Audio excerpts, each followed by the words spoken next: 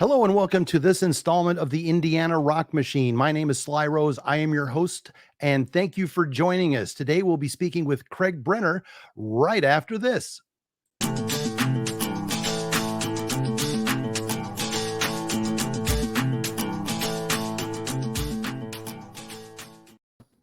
Hello, Craig. Thank you so much for joining us. This is Craig Brenner on the Indiana Rock Machine. So, Craig, thank you for joining us today. Thank you, Sly. It's my pleasure. Thanks for joining. I've known Craig for quite a while. We crossed paths in the mid 80s and in Bloomington when I was a DJ there on the radio and general hanging outer at the bars and stuff and that sort of thing. And did a lot of songs on stage with Craig that he probably doesn't remember, but I sure do. My bits of lucidity back then. But so Craig, let's go ahead and get started. This is kind of like our primer, as it were, on the Craig Brenner story. So tell us where, first of all, let's establish where you were born and where you grew up, and then how you got to Bloomington. So where were you born and where did you grow up? Well, Sly, I was born in Warren, Pennsylvania. It's a little town up near Erie on the Allegheny River. And when I was about 8.5, my family all moved down to North Miami Beach, where I spent the rest of my childhood and teen years. So I divided my time between those two places. And what caused you to go from the from the cold to the warmth? How did that happen? Well, my mom, brother, and I lived with my grandparents. And when my grandfather retired from the Pennsylvania Railroad, they had been looking towards retiring in the South because of the weather. And so they moved in 1957. We all moved together. And it was a wonderful place to grow up, both Warren and North Miami Beach. It was a great place to be, both of them. When you were a youngster, what was your first memory of music? Some people say the Beatles on Ed Sullivan, or some people will say, I saw Tom Petty here, or whatever. What is your first music memory? Not an influence per se, but what's the first thing you can remember music-wise? I saw something on TV, or I heard a record, or what was yours? We had a player piano in my house, and it was played as I was growing up. And I remember getting on the bench and my legs couldn't reach the pedals to turn the mechanism. So then they lifted up the keyboard cover and I just was starting to bang on it. And I remember doing that when I was less than 5. Of course, I remember music on the radio, but back then in Warren, it was it wasn't exactly rock and roll or rhythm and blues. It was more like Patti Page, and stuff like that. So but that's my first. My mother was a piano player and influenced me to become one. And I started studying even when we were still in Warren, Pennsylvania. So you had lessons then at that age? Well, not at 3 or 4, but yes, I started lessons when I was probably in maybe the 1st or 2nd grade. And then when we moved down to Florida, I started the 4th grade and I continued having piano lessons, which switched into some other instruments and other lessons as I grew up. So what other instruments did you take a swing at per se? Well, as far as the keyboard's concerned, when I got into, I think it was the 7th or 8th grade, my mom decided, or my piano teacher decided that I should be learning organ and that Bach was a great organist and I could get a lot of gigs by playing church organ and so forth.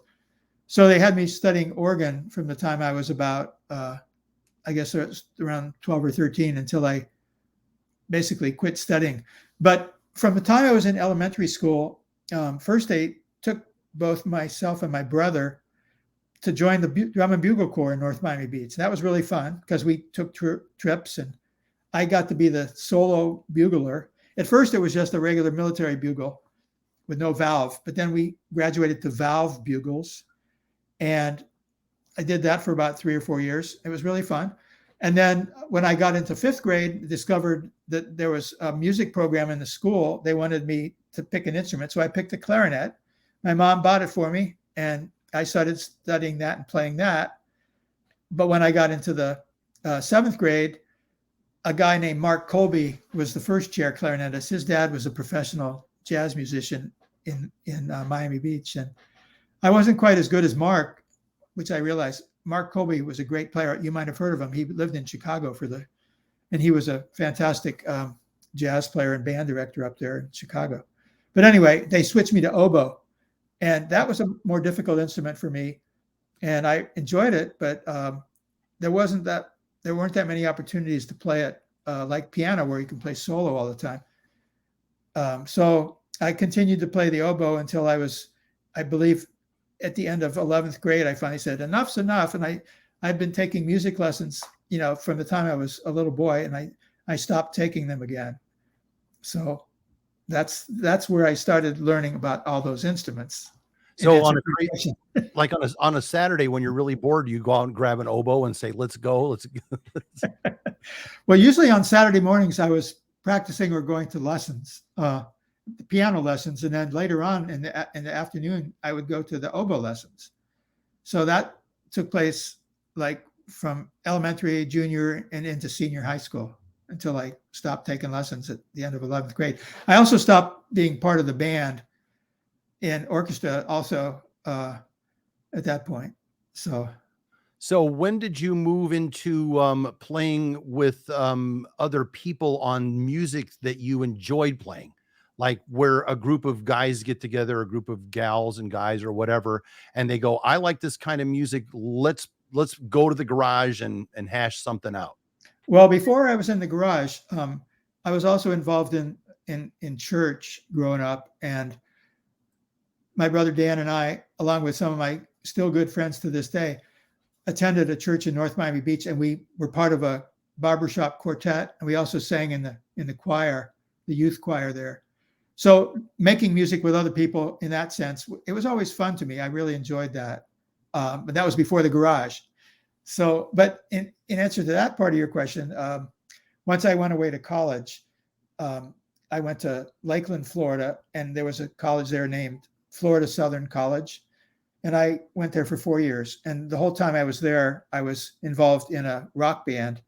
And that was the first band that I was in, other than a school ensemble that was making money on the side. And I enjoyed it a lot. Do you remember any bits and pieces from that set list? Oh, yeah. And it's strange you should mention that, but in 2020 was going to be one of the anniversaries of our graduation from college. And our band was getting back together to play at homecoming, and then COVID hit and they canceled the homecoming, but not before we had gotten together for about 5 or 6 long rehearsals. And we each contributed as many songs as we could remember from the set list. We started with about 40 or 50 songs, but by the time we were getting ready for the performance, we had it narrowed down to maybe 12 or 15 songs. Stuff like I Saw Her Standing There, Nowhere Man, Wooly Bully, 96 Tears. I mean, there was a ton of great music in the 60s, as you know. So, yeah. And we played a lot of that stuff. Just love to hear what people were playing. You start out with the 3-chord classics and then branch out a little bit, right? Yeah. I mean, yeah, of course. Who was the first rock star? Like if you can think rock star, who was like your first rock star hero that you said, you know what, I want to be like Paul McCartney, or I would be like David Bowie? Or was there somebody that you kind of emulated? Was there someone that you said, that person's cool, I dig what they do? Well, I really liked Elvis, but I wasn't that type of person, or like Jim Bracken, or I wasn't good on the guitar because I only pick around at the guitar. I don't really play it in public. But I liked the piano players that were popular. I liked Jerry Lee Lewis, and I liked Floyd Kramer, and Little Richard, and Fats Domino. Those were probably some people that I used to love whenever they would come on the radio and listen to them. And, from there, I sort of realized that they didn't invent that stuff. It was coming from an earlier tradition of blues and rhythm and blues. And in the piano's case, it was boogie woogie.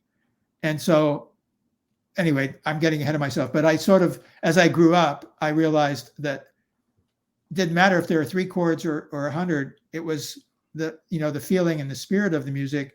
And I started diving into what preceded Fats Domino and Little Richard and people like that, and Jerry Lee Lewis.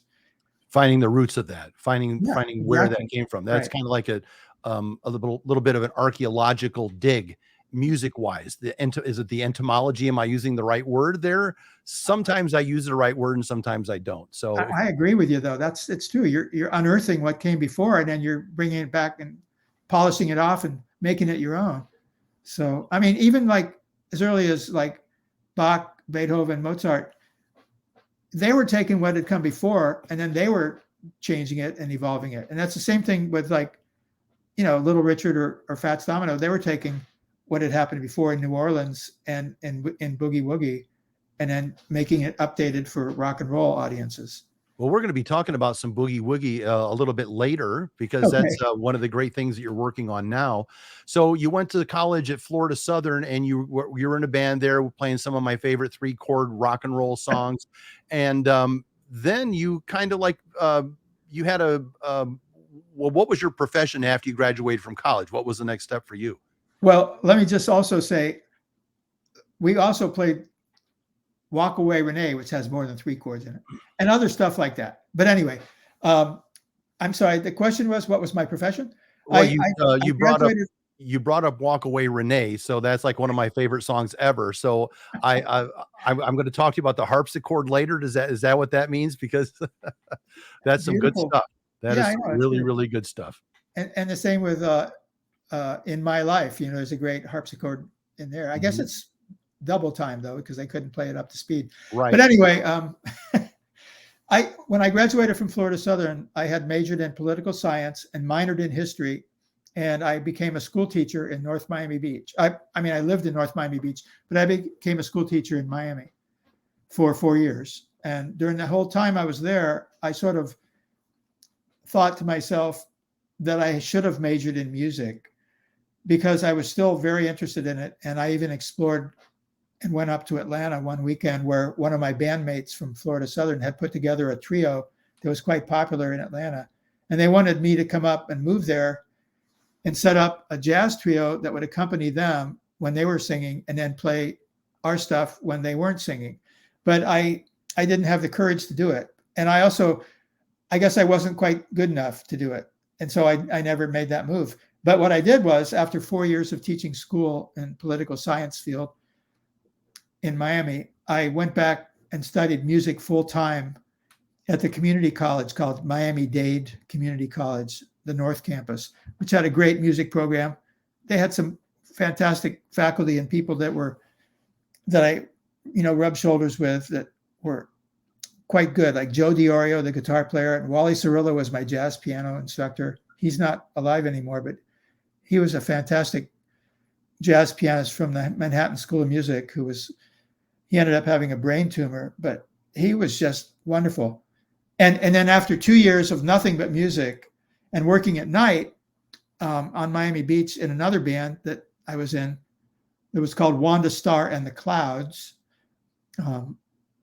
I moved to Bloomington to start studying because my classical piano instructor in Miami told me, you need to go to either Juilliard or Indiana University. If you can get in Juilliard, do it. Or if you can't, try Indiana. So I just moved to Bloomington, and I only knew one person there and didn't have a place to stay or anything. But I studied for that summer and then auditioned to get into the school, and I made it. So I got back in my car, drove down to Miami, and then picked up my stuff. And then I came back to Bloomington, where I've lived ever since, full time. So going from Miami to Bloomington is it's a great distance to begin with. And I love to hear what people think about when they moved there, because obviously with this Indiana connection.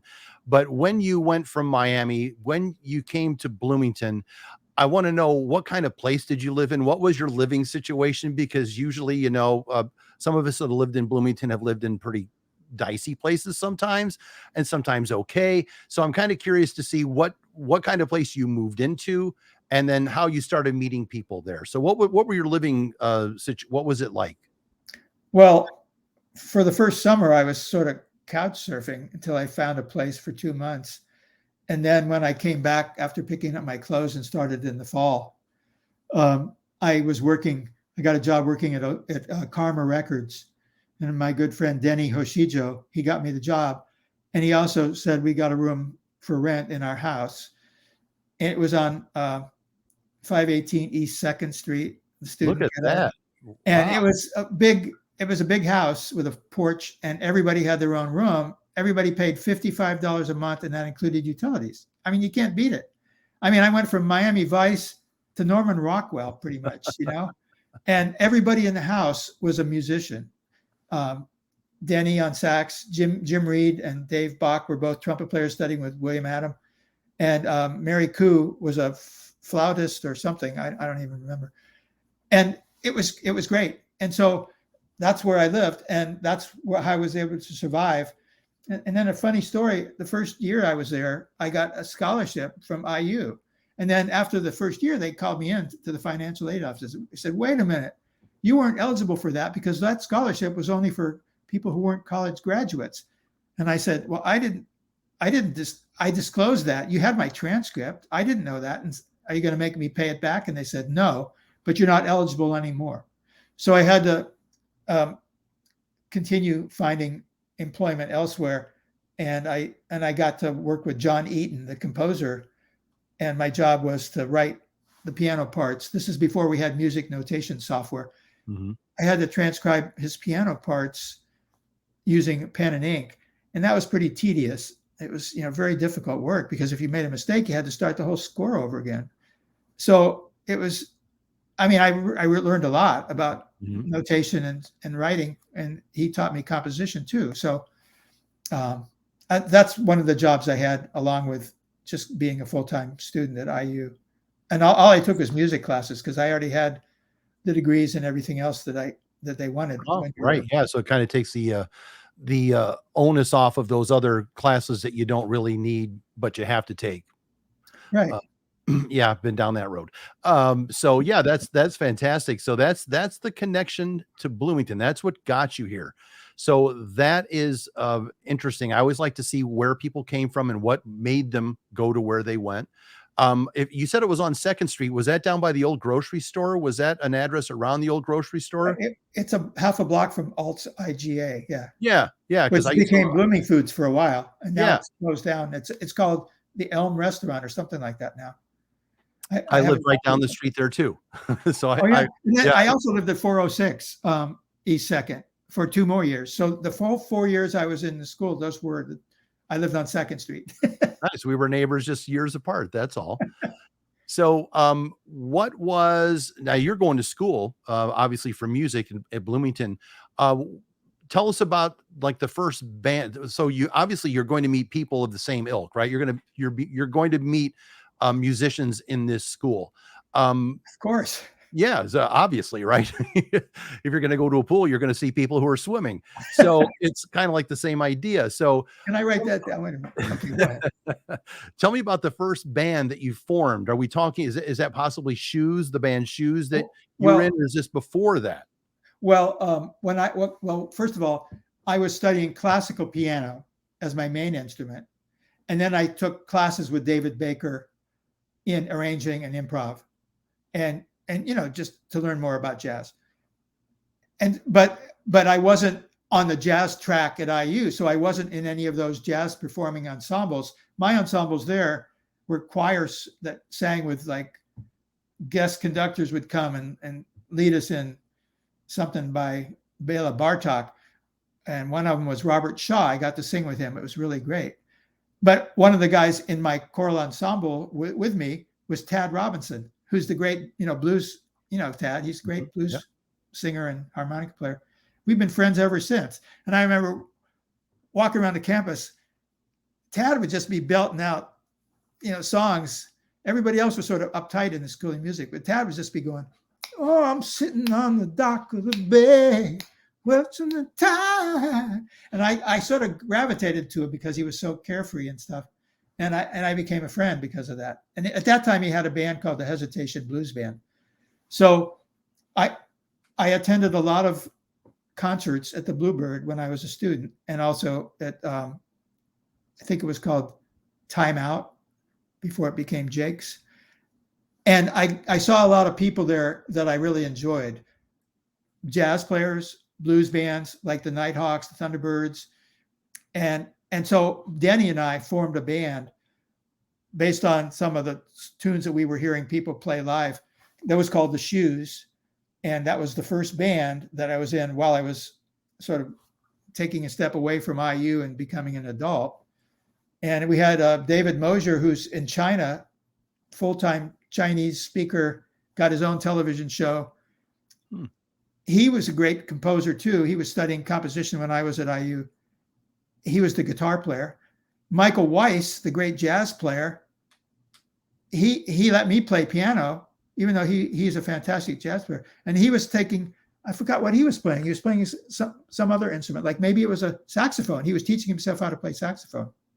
And then Denny was playing, first he started off on trumpet, then he took the sax up, and then we had Tom Bowes on drums, and I can't remember the bass player's name. That was the first band that I was in Bloomington. So where did you guys play? Where did you play? Oscars? We did a couple of street dances, and we did one gig outside of Blooming Foods. I guess it might have been like an annual meeting or a street dance that they were having or something like that. I think we only had 3 total performances of that band because we weren't really serious about it. I mean, we were just like goofing around. You know how you are when you're in your 20s and your early 30s, and you just want to get out with the guys and play. And that's what we were doing. So the first band that I got in after that started actually having paid performances on a regular basis was Cruise Control, spelled with K's. And now that was also Denny, who had now become a really good sax player, and I was on the keyboard. And then we had at various times TJ Jones on electric guitar, and we went through a whole bunch of drummers. And JB from the Dynamics, who's also with TJ now, on trombone. And then we added Saku Sar from Senegal on congas. So that was really fun. And Susan, I should mention, Kelvin Levels was the bassist, and Susan, who's now his wife, was the lead vocalist. They're in Chicago. We're in touch now. And they're great people. And then after that band broke up about 3 years later, Saku and TJ and I formed a trio called Sa Joner. It was our last names, Sar, Jones, and Brenner. They used the last part of my name. I was the Sa Joner. But it was a trio, and I got to play both the left-hand bass on the keyboard and the right-hand chordal stuff while TJ played the guitar, and he and I and Saku sang, and Saku played the conga. So it helped me stretch out musically because I wasn't just sticking to one part of the keyboard or one type of keyboard. And I'm glad I was able to do that. Did you get out like in that incarnation of a band? Like how many days a week were you playing? Were you playing a lot? Were you playing at different places, or were you still working and still in school? So you did like once a month gigs? No, I was out of school by this time, but I had become a Vista volunteer. Volunteers in Service to America. It's part of AmeriCorps now. But the thing with Vista was you weren't allowed to earn any money because they wanted you to experience poverty like the people that you were supposed to be helping. So anything we made was like under the table or cash, and we didn't make a lot of money anyway. And so it wasn't until after that band broke up that I got into one that had some more regular gigs, and that was called Rhythm Method. It was also more people from IU.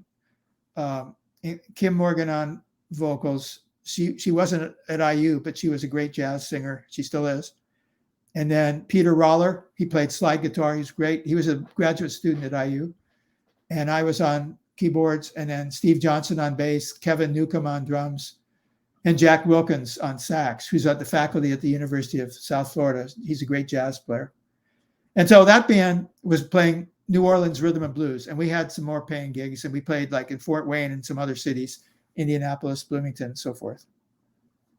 So when you're doing this, what year are we talking about? What era? Year? Yeah. Cruise Control was from 1981 to 84. Sa Joner was overlapped 83 and 84. And then Rhythm Method was from 84 to around 85, or the beginning of '86. And then at that point, Jim and Gordon formed the Raging Texans, which had a different name at first, but I won't say that because it's not. This might be a family show. Thank you. And and they asked me to join as keyboardist, and so I went to hear him one time, and I thought, yeah, these guys are pretty good. I mean, I had known Gordon for a long time before he was even playing out,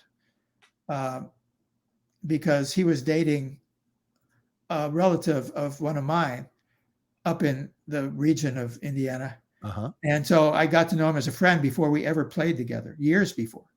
And then, but Jim was like great rockabilly player right out of the gate. I mean, out of the starting gate. And I still think he's got something, he's got really a great quality about him that I wish I had as a person who, when you're on stage, people can't stop looking at you because he just drives whatever group he's playing. And I really love that about him. Very talented man. He's got a lot of charisma. He's perfectly suited. Exactly what I'm trying to say. Yeah. Very, very good guy. So we kind of moved into the Raging Texans, but before we kind of go head first into the Raging Texans, tell me if you ever toured with a Hammond B3. Did you ever tour or play with, have to move those around from gig to gig? No, I love the B3, but the heaviest one I had was a Yamaha CP70, which is a 2-part full harp piano, which you have to take. It's too heavy for one. You have to put it together on the stage. And I ended up getting a hernia by moving that thing around. In 1986, I had to have an operation. So, I mean, it's funny now, but I didn't realize how much strain it was putting on my body, because we had to take that thing like up and down stairs at the video saloon. It's like, oh yeah. And I mean, everybody thinks, well, that's no problem. Well, it's not a problem when you're 20 or 30, but I'm a little bit older now. I couldn't even begin to do it now. Right. So what do you play? What are you playing right now? I always like to talk gear too. So what are you playing now that you can carry around? Well, I prefer real pianos. And I'm not playing anywhere unless they have one. No, not really. I wish I could say that, but I have two. One's a Yamaha. It's a lighter keyboard. It's called a P120, and it's really a fine keyboard. Had it for about, close to 15 years, I think, maybe even more. It's got great piano action and feel and good sounds, and it's not overly complicated. It's not that heavy. And then I recently got, well, not recently, but about after that, I bought a Roland, and it's an 88, also 88 keys, but it's heavier. It's about twice as heavy as the P120, but it feels like wood keys, and it's got really good piano action also and a good piano sound. So I'm happy with either of those whenever I need to bring a keyboard to a gig. When you play the heavy one, do you have to pay your roadie a little bit more, or are you the roadie? Well, it depends on if I'm with a group. If I'm with a group, somebody will always help me. But if I'm doing solo, I always say it up front. I'll need help with the equipment, and they'll say, okay. Otherwise, I can't do it, because I go through acupuncture regularly because of my back, and I don't want to get another hernia either. So, gotcha. Smart man. And then I lightened my load as far as speakers and stuff.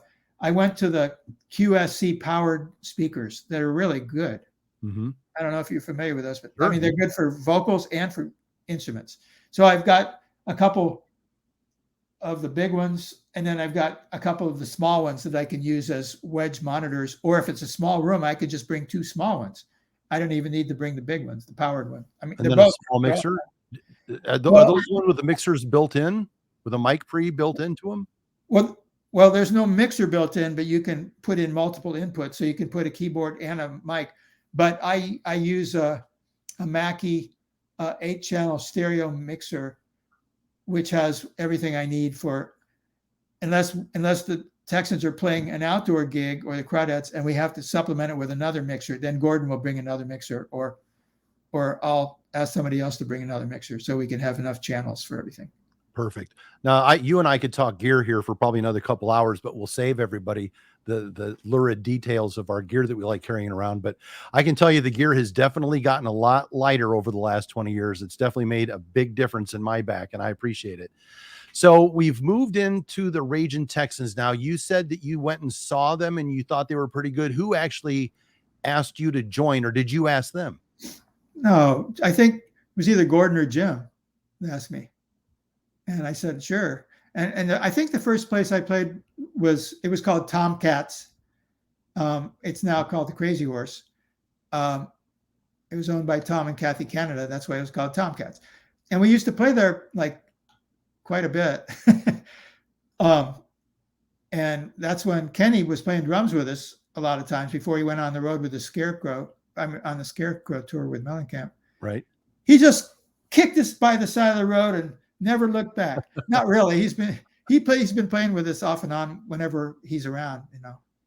And we've also had great drummers also. Tim Brookshire is a great drummer. Dan Hostetler. And we had Sean Pelton that tried out with us once. We preferred Tim because he's just so basic, and so he's got he locks into a groove, and it doesn't get faster, it doesn't get slower. He knows all the songs. From the time he was a teenager, he was playing all the stuff that listening to all the stuff that we were playing. So right. And Dan Hostetler, when Tim and Gordon went to Texas, to Austin, Dan Hostetler played with us, and he's another great drummer. He lives in Columbus, Ohio now. He's the one who plays at Bloomington Boogies every year because he's so able to go through a lot of different styles. And I guess we'll get to that later. Yeah. So we've got a picture of you guys all assembled here, and Mr. Bracken turned upside down, but this is an old promo picture for the Raging Texans, which we all know and love. And we've got a couple of action shots of you guys on stage a little bit later.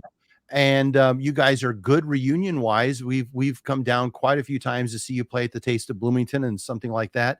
We're in the middle of 2022 right now. Are you guys going to be doing anything this summer, or do you have any reunion type things scheduled at all for 2022?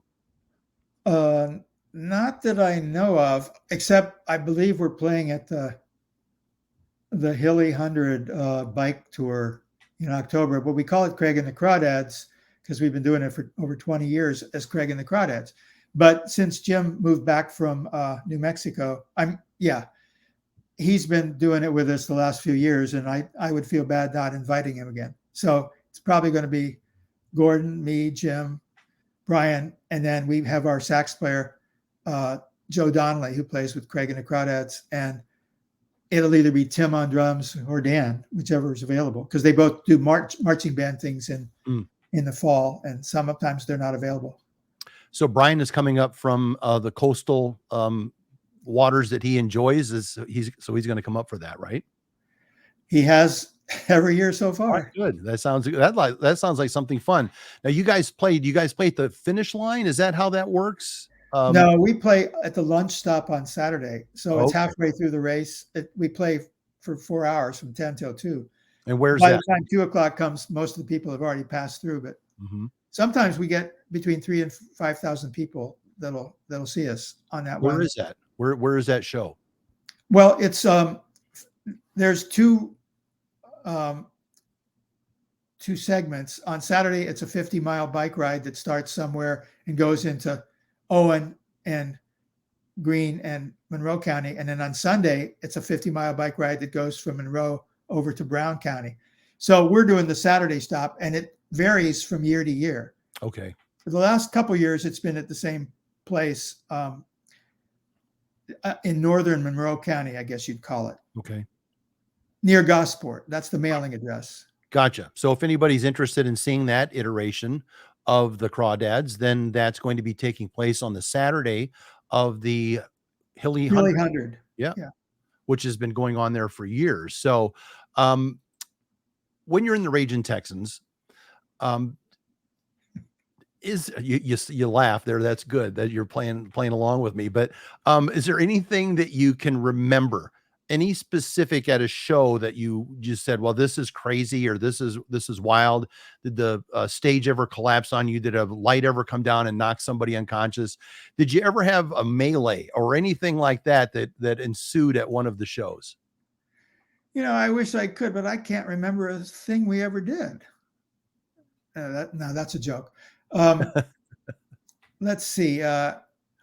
Just one time, Gordon got out of hand in a dressing room, and we had to go back and make amends the next day. Conveniently, he wasn't available to go back, so Brian and I had to go back. But that's all I'll say about it. All right. Well, see, I like those memories that come to your brain. So, where did the Ragin' Texans play predominantly? I know Bloomington all the time because that's where you guys were centered there. Indianapolis. Where else did you guys get to? Well, Bloomington was basically our home base. We would play one weekend at Second Story, one weekend at Crazy Horse or Tomcats, another weekend at the Bluebird. And then they sometimes put us on over at, I don't know if it was called Jake's then or what, but, and then in Indianapolis, we would play at the Vogue. Occasionally they would give us a weekend, usually when Kenny was playing drums, because he would bring in a lot more people. And then we played at the Patio. And you know what? I can't even remember where else we played. We played at Greencastle. We played some private parties. Well, we played a lot of those in Columbus and Nashville, and I can't remember them all. But no big tours, not going to New York, not going to Alabama, nothing. We all, well, except for Gordon, we all had day jobs and families, and we weren't reliant on music for our income, but we had income that we couldn't just quit in order to go on the road, unless because we weren't at that point where we would get a deal with some company and have management, and no, we weren't that type of a band. We were in it for fun. In fact, Jim Bracken still says he prefers those little mom and pop gigs to the big festivals and productions, because you have to go through like these gates and park over there and do this, and it's just more fun to just go into a place and set up and play, whether it's the Porthole Inn or Tomcats, which became the Crazy Horse. So yeah, he's got a point. He's got a point. But also, as you get older and you get more need for income, we realized that we should negotiate for more money, and so for so many years, people say, "Well, I'll hire you, but you only get $100 a night." Yeah. And if it's a whole band, it's like, "Well, you guys can split it, right?" It's like, "No, we can't." What do you think this is? We'll take that $100, and if you slip us each a piece of gold bullion, now maybe we'll just gold bullion. So, you guys did a lot of things, and obviously a lot of times you've done a lot of reunions, historically up until kind of COVID hit. Usually around the Taste of Bloomington type, right? That was usually the time of year you guys would gather. Yeah, we did those. Before that, we used to have reunions at the Bluebird and then at Yogi's when it was open. Oh yeah. And then when Dave Kubiak took over the Bluebird, he's had us there quite a few times, as well as he now does the entertainment at the Taste. So we have a great relationship with Dave, and he's been great for music in Bloomington, in my opinion. So you guys, this plays out. Gordon and was it Gordon and Tim that went to Texas? Yes. Yeah. So they went to Texas. So that kind of left that hole open, and you kind of got moved into this band here. Who are these people? What's the name of this band? And who are some of the notables here? Well, the band was called the Burning Sensations. I don't know if it had S on it or not. Burning Sensation? I can't remember. But it's Bracken on the right, Jim Bracken. And that's Chet, a percussionist who he did Crawfish Fiesta on WFHB for years and years. He's the one who goes, Crawfish Fiesta. And then Mark Savinsky on the bass. And I think, and Rex Miller on drums. Now, some of these guys were Little Harold and the Homewreckers, which was another band that I was never in, but some people accused me of it. Mm-hmm. I wasn't. And then David Weirhake is holding the bottles. He plays accordion. He's also in Craig and the Crawdads every now and then. And that's me in the big glasses on the left. So when we kind of mentioned Craig and the Crawdads, it was kind of like a first iteration earlier, but now let's go ahead and get into Craig and the Crawdads, because obviously we're talking to the Craig of the Crawdads. So now's the perfect time to talk about it with the perfect person to expound on it. So tell us about the people in this band and the kind of it does rotate a little bit, right?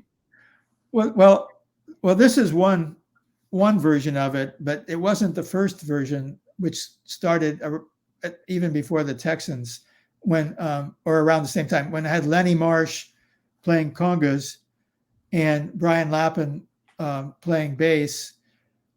Lenny moved to Chicago, and then I married this wonderful woman in the red here, Lori, and she became the lead vocalist. She's so much better at it than I am.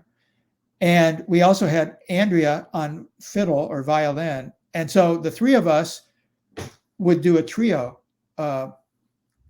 And when we would go abroad, or not abroad, out of state or something, and we needed to supplement us, Uganda Roberts would play with us in New Orleans. That's him on the right. He's got the Fest shirt on. And I met him because of Allison Kaslov, I can't remember her last name, who was Professor Longhair's manager. I kept bugging her after Fest died to tell me who that conga player was. Finally, she gave me his phone number. So I called him up, and I got together with him ever since, every time I go to New Orleans. Passed away 2 years ago, but he was great. And so that's one version of the Craig and the Crawdads. And while we were down there in New Orleans, we played at the Jazz National Park. That's the background, that mural behind us, that montage. It's a beautiful piece of art. And the first time we played there, Uganda says, well, I'm going to bring this drummer. Hope you don't mind. I'm going to play congas, but we're going to have Bunchy Johnson on drums. Bunchy's like a fantastic performer who played with everybody, like the Dixie Cups. And I had never met him before. Of course, he had never played with me. But as soon as I would start a song, he knew all the songs because he was from New Orleans and he'd been playing them on the road for years. And then Sunpai Barnes sat in. He was the park ranger. Sunpai Barnes sat in on harp. So Sunpai is a great accordion player who's going to be in Bloomington soon. And we'll talk about him when we talk about the festival. But so this is one version of Craig and the Crawdads, the one that we did south of the border, the Mason-Dixon line. And then this is another one with Andrea on the right, Lori, me, and that's Gordon. Sometimes we would do, see, as we were discussing prior, a lot of times piano players can do a show by themselves, but people might get tired of 3 hours of piano. I mean, I get tired of 3 hours of piano. So if you can supplement it with other great people that are going to add to it, and that's what we would do with Craig and the Crawdads. It's always got me in it. I mean, I'm not bragging, but it's Craig and the Crawdads. So the Crawdads we've had 20 or more people who have been Crawdads with the band, and I love having different people performing with me because everybody expresses themselves differently, even on the same song, and that's part of communicating with people. Is there's give and take. It's not just like I'm doing now. I'm always talking, not listening. When you're playing music, you can't always be talking. You have to be communicating and listening. So having more people in the group allows that to happen. Well, that's a great thing about being a piano player, though, is you have some autonomy and you can take just like you said in other places, if you're a drummer, you're probably not going to get hired for a solo gig. But if you're a piano player, you probably are going to get hired as a solo gig. And that opens up the world to a performer like you who can play different types, suiting the crowd or suiting your most recent whim or your most recent favorite type thing. So it kind of is freeing to play by yourself too, isn't it? It's very enjoyable to play by yourself for those reasons. You don't have to worry about somebody left their chart at home. Somebody doesn't know what key the song's in, You can just do whatever you want when you're a soloist. But what I'm saying is the Crawdads allows us to explore other options and other things when we're communicating together. So right, exactly. So, but I appreciate that question because first of all, I look at myself as a piano player, but I also consider myself a composer. And there's more than one style of music, just like there's more than one style of piano playing. So Crawdads is sort of focused on the New Orleans piano styles that I learned by listening to and listening to Professor Longhair and working with Uganda Roberts, and the people like Professor Longhair, Fats Domino, James Booker, Dr. John. Those people have a whole genre of piano music. It's called New Orleans piano. It developed out of earlier Jelly Roll Morton styles even. And then we also play boogie woogie. And so that's from a whole different tradition, because it didn't really develop as much in New Orleans as it did in other parts of the country. And it sort of took over after ragtime was popular. Mm-hmm. Stride and boogie woogie were the forms. Boogie woogie was more barrel house, and stride was more East Coast Harlem based. So that could lead to an interesting performance. You can say, okay, we're going to do some barrel house here.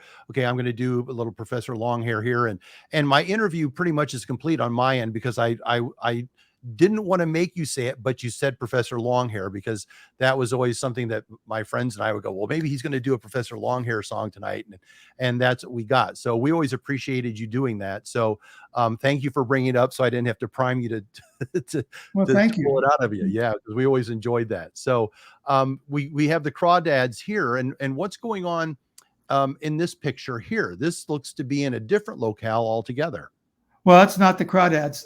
That's Dr. Phil Lemming over in Cincinnati started, along with Dr. Rob Cody, something called the Arches Piano Stage. And initially it was part of the Cincinnati Blues Festival. And so the Arches, that thing that you see behind us, and it's outdoors, and it was every summer for over 25 years. And so that was I'd say it was about maybe 8 years ago.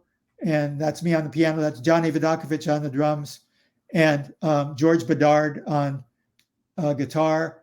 And I forgot the bass player's name, but he's a really good bassist. I forgot. So somebody snapped a picture of that, and I'm glad they did. I think it was somebody I know. So this was a Cincinnati, and you also played in Jazz Fest, Indianapolis, right? I don't think I ever played at the Indianapolis Jazz Fest. I played at a bunch of other festivals up there, Broad Ripple and stuff like that. Well, let's go back to this, because this opens up. After I met Uganda, and Dan Hostetler and I recorded some tunes.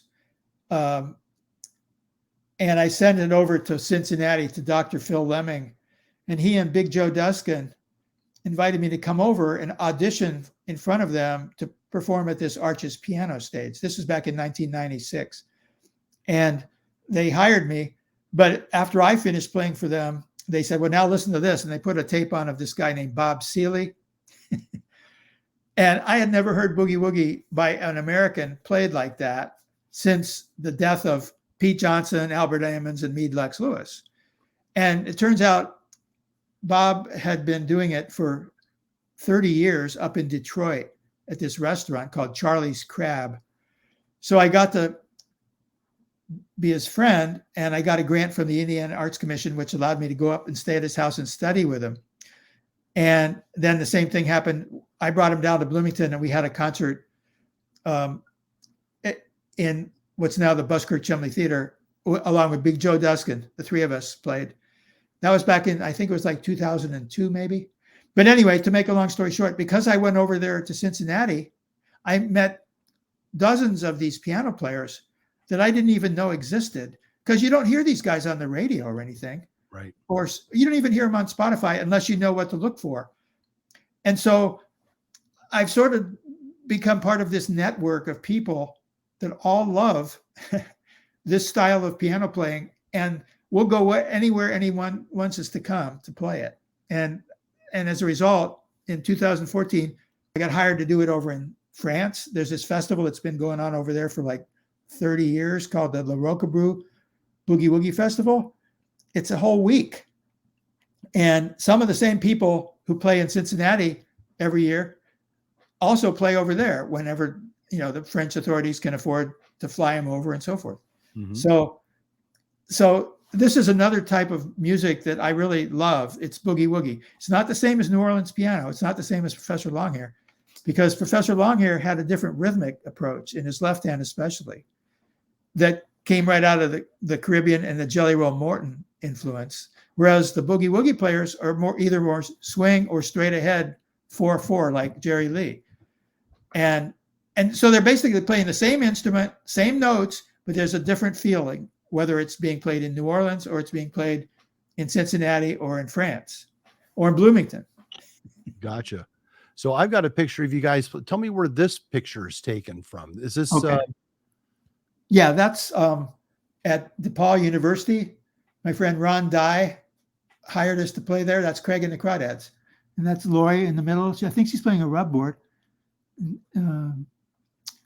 I tried to blow it up, but this is as big as I could get it. I know it's from the back of the auditorium, but that's a really nice grand piano. I remember that. So you got your wish. You said, I'm not going to play unless there's one there. And there you go. Boom. Yeah. So I got another picture you supplied here, and tell me about this gentleman to your right. Well, that's Bob Seeley, the one I was mentioning. Mm-hmm. Right now he's 94, but he's in this case, he was only 90. So he was just, I can't keep up with him. He'll ask me to sit down with him and then we'll start playing. Before you know it, he's moved over to the bass, and the whole thing is taking a double time feeling to it. And so I've moved over to the treble and I'm trying to keep up with him. He's just great. He's one of the links between Meade Lux Lewis, who was one of the original Boogie Woogie 3, and today, because he's mentored so many people like myself and even people who are younger that are playing all over the world now because of Bob Seeley's. He's just been doing it for so long. And he was a personal friend of Meade Lux Lewis too, to make it, to put a finer point on it. And he has some of Meade Lux Lewis's belongings, including his piano stool, which I was able to use a couple of times when I visited Bob, played at his house. That's fantastic. Yeah. So a lot of history. That gentleman has a lot of history wrapped up in him. That's right. And that's a black and white picture of the piano is pink. This is Lakeland, Florida. It's called the Pink Piano. It's a Yamaha Grand, and it's a club not far from where my mom lived and my brother lived in Lakeland. It's just a few blocks away. Nice. See any people that you recognize from your early days? Anybody drop in on you? Yeah, I see people there all the time because people have moved from North Miami to Lakeland. A lot of people that I know because of the college that we attended, and our parents would follow us up. Mm-hmm. So yeah, I've seen a lot of people there that I know.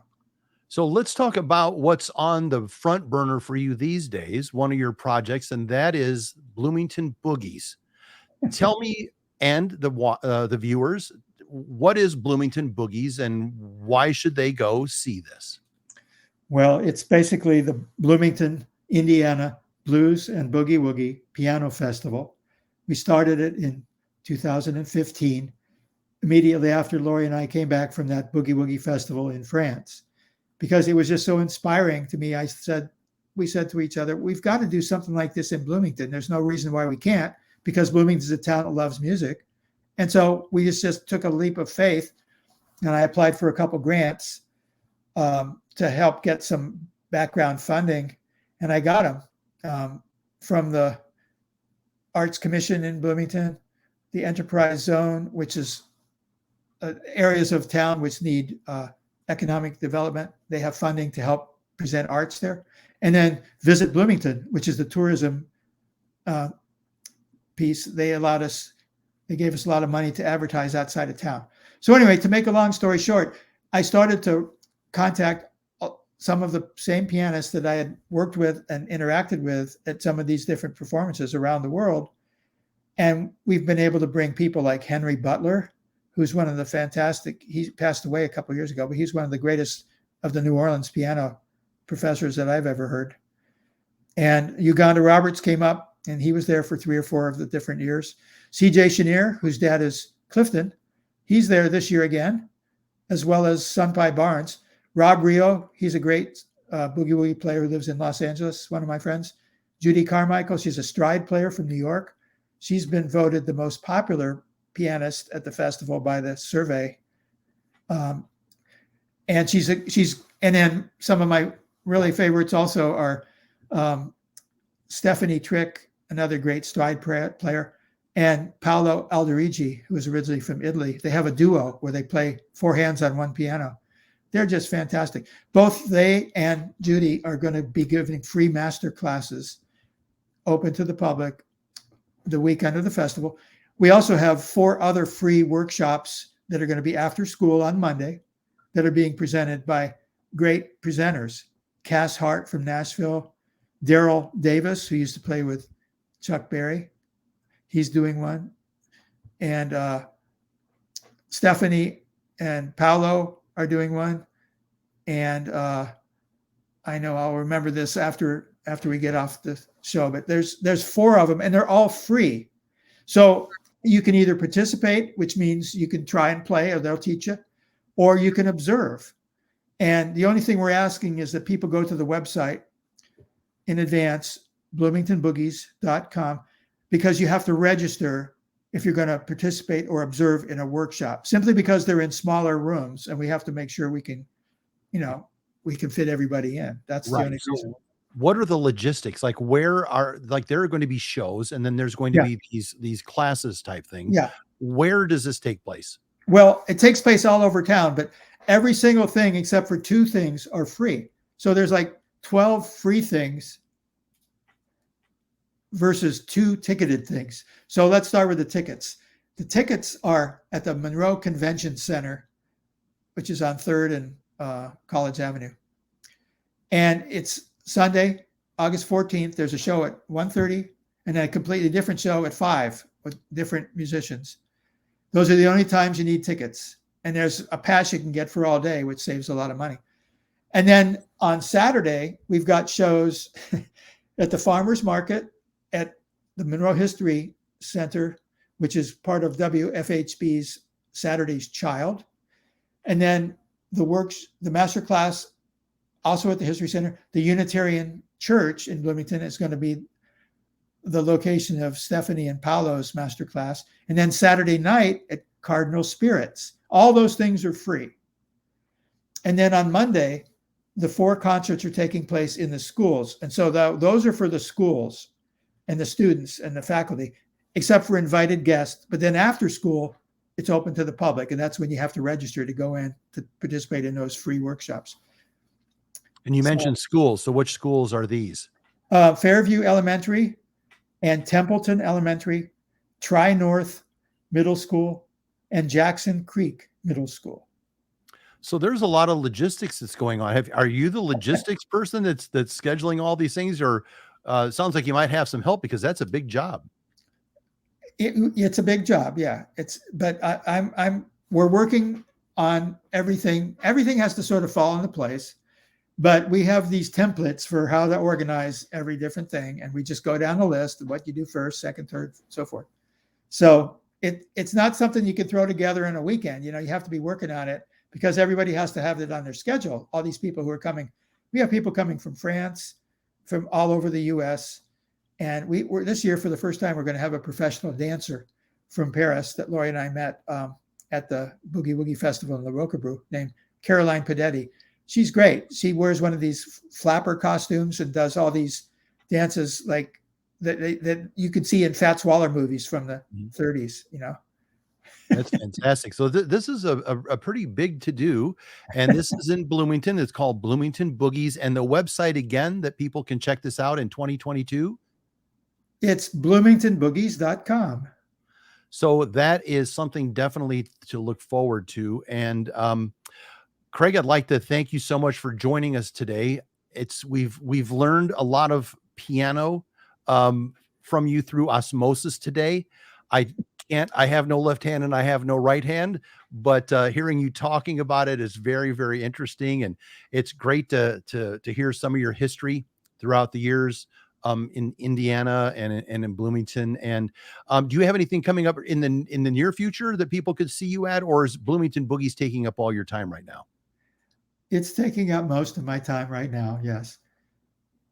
So Nothing, make sure you. nothing right now.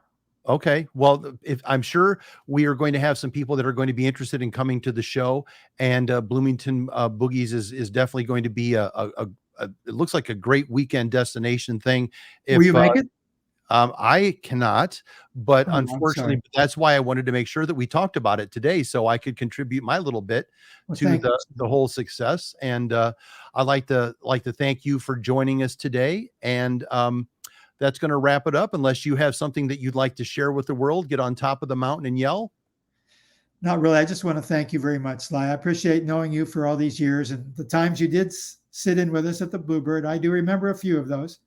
Good, because I was told I had a great time. I don't really remember that much of it, but it's always good for you guys. Were always very, very good to your fans, always very good to me personally. And that's why I wanted to make sure we had you on here, because I've admired your musicianship for a long time, and it was a goal to get you on this show. And thank you for joining the Indiana Rock Machine. Thank you, Sly. All right, so we will be back again. Make sure you join us for our next show. And I'm going to, there we go. I'm going to sign off for right now. So I'd like to thank Craig Brenner for joining us today. And we will see you on the next installment of the Indiana Rock Machine. So thanks for watching, everybody. Take care.